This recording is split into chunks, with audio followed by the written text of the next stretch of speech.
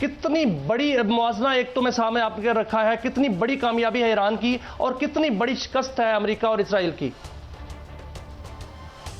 आपके मुवाज़ने में जो दूसरा पार्ट है वो ही पहले पार्ट का जवाब है। अगर ट्रंप कहता है कि सारी नेवी तबाह कर दी है, 50 जहाज तबाह कर दिए, सारे मिसाइल तबाह कर दिए, सारा न्यूक्लियर तबाह कर दिया, सारी क़यादत तबाह कर दी है, तो ये 57वीं लहर जिसमें नए नाम का एक नया मिसाइल सिजील जो है वो फायर हो रहा है और इसराइल के ऊपर तबाही मची हुई है, मिलिट्री टारगेट्स के ऊपर मची है, गल्फ में अमरीकी जो अड्डे हैं उनके ऊपर तबाही मची हुई है। तो फिर वही कहां से आपने ईरान का सारा कुछ तबाह कर दिया? अगर कर दिया है जो आप कमांड क्लेम कर रहे हैं, इसका मतलब है कि जो आपने सोचा था कि ये इतना करेंगे तो ईरान बिल्कुल जो है कदमों में आ गिरेगा, कैपिचुलेट हो जाएगा, आपके सारे अंदाजे धरे के धरे रह गए। ईरान ने डिसेंट्रलाइज करके जो मज़ाक डिफेंस क्रिएट किया है, और ये देखिए मैंने भी कुछ दिन पहले तक सिजील का नाम नहीं सुना हुआ था, लेकिन परसों से ये 57वीं लहर में सिजील इनके ऊपर बरस रहे हैं। तो ये बात तो सबसे पहले ये कि इससे भी ये साबित हो जाती है कि झूठ बोल रहे हैं, नुकसान दोनों तरफ से हुआ है, बेतहाशा हुआ है। बहुत से जैसे कहते हैं 5000 टारगेट्स के ऊपर इन्होंने बमबारी की है, लेकिन आप ये देखिए कि फेक किस्म की वीडियोस बार बार नेतन्याहू की दिखाई जा रही हैं, जिसको शायद अभी तक जहन्नम भी एक्सेप्ट करने को तैयार नहीं है।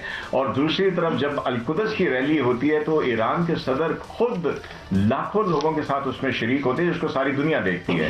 तो मेरे ख्याल में इस मवाज़ने के अंदर ही जो झूठ किसका है वो छुपा हुआ है, वरना कौन रोक रहा है ट्रंप को ये कहने में कि सारे ऑब्जेक्टिव आपने अचीव कर लिए, तो अब आप पुल आउट कर ले, अपनी विक्ट्री डिक्लेयर कर दे, the main battle is over. अच्छा, ये फरमाइएगा, एक चीज़ थोड़ी तशना रहेगी। अभी आपने मेरे पहले जवाब के सवाल में हमें बहुत बड़ी खबर दी थी और उसमें आपने कहा कि 500 किलोमीटर दूर से उसको डिटेक्ट कर सकते हैं, जो कि stealth top of the line है। तो क्या इज इट पॉसिबल, क्योंकि 500 इसका मतलब है आपके वो बहुत करीब आ गए हैं, तो किस हद तक आप उसको डिस्ट्रॉय करने की पॉसिबिलिटी रखते हैं अगर 500 किलोमीटर दूर से? क्योंकि ये जो एक रेडार तबाह हुआ अमेरिका का, वो तो 5000 दूर से वो डिटेक्ट कर लेता था।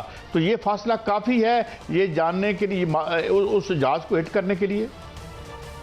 जी बिल्कुल, एक पहली चीज होती है डिटेक्शन। अगर आप डिटेक्शन पे डिपेंड करता है कि आपके पास जमीन से फिजा में मार करने वाले मिसाइल जो है उनकी रेंज क्या है। तो अगर उसकी रेंज में आएंगे तो डेफिनेटली ये शूट डाउन होगा और गिराया जा सकता है। जिस तरह जो पहले इनके जो कुवैत के ऊपर गिराए थे उसके ऊपर इन्होंने कहा कि फ्रेंडली फायर से, जो कि मानने वाली बात नहीं है कि फ्रेंडली फायर से जो है इनका इतना पुअर सिस्टम है अमेरिकियों का, आयरन डोम का, कि वो अपने तैयारों के इलेक्ट्रॉनिक सिग्नेचर को नहीं पहचानता। तो ये चीज तो पहले हम देख चुके हैं, लेकिन ये शायद शॉर्ट रेंज था। और जैसे ही इनको भिनक पड़ेगी, देखिए जब स्पॉट हो जाता है ना जो जहाज, उसको भी पता चल जाता है कि मेरे ऊपर किसी रेडार की जो रेज है आके गिरी हैं, और वो उसको भी पता चल जाता है कि मैं इस वक्त स्पॉट हो रहा हूं या लॉक हो रहा हूं। तो मेरे ख्याल में ये इन इटसेल्फ ही एक डेटरेंस है कि जब उसको स्पॉट हो जाए, पता चल जाए कि मुझे देखा जा रहा है, देखा जा चुका है, तो फिर ये भी एक कामयाबी होती है डिफेंस करने वाले की कि इसको यहां से आगे बढ़ने से रोक दे। दूसरी बात कि अगर मिसाइल है तो फिर हिट करने की कैपेबिलिटी बिल्कुल इसमें मौजूद है, क्योंकि बम्बर इतना मैनूवरेबल नहीं होता। एयर मार्शल साहब, एक और दहशतगर्द गिरोह की बात कर लेते हैं और वो अफगानिस्तान में है। अफगानिस्तान में तालिबान रजीम है जो कि दहशतगर्द गिरोह है। आलमी सतह पर उनको जो है वो दहशतगर्द गिरोह तकरीबन जो है वो मान लिया गया है। ऑपरेशन गज़ब हक उनके बारे में खिलाफ जो है वो जारी है और 16 मार्च की शब को अफगानिस्तान में जो फितनतुल खारिज अफगान दहशतगर्द गिरोह और फितनतुल हिंदुस्तान के ठिकानों पर जो है वो बाकायदा तौर पर ताक कर निशाने लगाए गए। काबल में तकनीकी इंफ्रास्ट्रक्चर उनका तबाह कर दिया गया, असला गोदाम जो है वो तबाह कर दिया गया। नंगरहार में अफगान तालिबान के 4 फौजी जो मकामात हैं उनको निशाना बनाया गया। लॉजिस्टिक्स और असला डिपो जो है वो तबाह किए गए हैं। खैबर सेक्टर में उनकी एक चौकी जो है वो तबाह कर दी गई है, वो छोड़कर भाग गए हैं। अब हालत सूरत हाल ये है कि इतनी बड़ी जो तबाही के बावजूद वो फितनातुल खारिज की सहूलतकारी से दस्तबरदार नहीं हो पा रहे और उस पर जो है वो अपना खमियाजा भुगत रहे हैं और बार बार निशाना बन रहे हैं। लेकिन चीन की तरफ जो है वो भाग रहे हैं और चीन से कह रहे हैं कि हमारी जो है वो बातचीत कराई जाए, हमारे मुज़ाकरात कराए जाएं, हमारी बस हो गई है। क्या पाकिस्तान को बात करनी चाहिए और किन शराइत पर करनी चाहिए? जब तक वो वाकई बरमला इजहार नहीं करते कि पाकिस्तान का जो एक पॉइंट एजेंडा है कि जो दहशतगर्द हैं उनको हमारे हवाले करो या उनको यहां से बिल्कुल अपनी मगरबी सरहद की तरफ ले जाओ, किसी की इन्फिल्ट्रेशन ना हो, ये जब तक वो बात क्लियर करके इंडिकेशन हमें मिल जाती हैं। देखिए, अगर हम स्ट्राइक कर रहे हैं, इंटेलिजेंस हमारे पास भी आती है।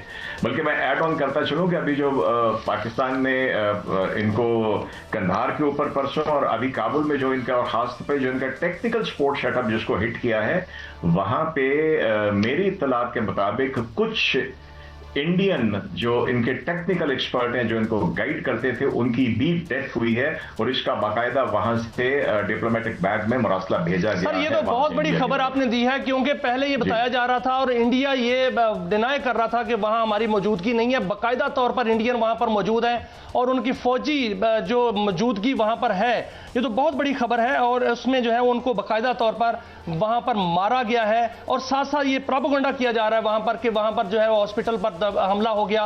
दहशतगर्दों को सामने क्यों नहीं लाते? वो जो सिविलियन जिन पर अगर वो हमला हुआ है तो सामने लाएं।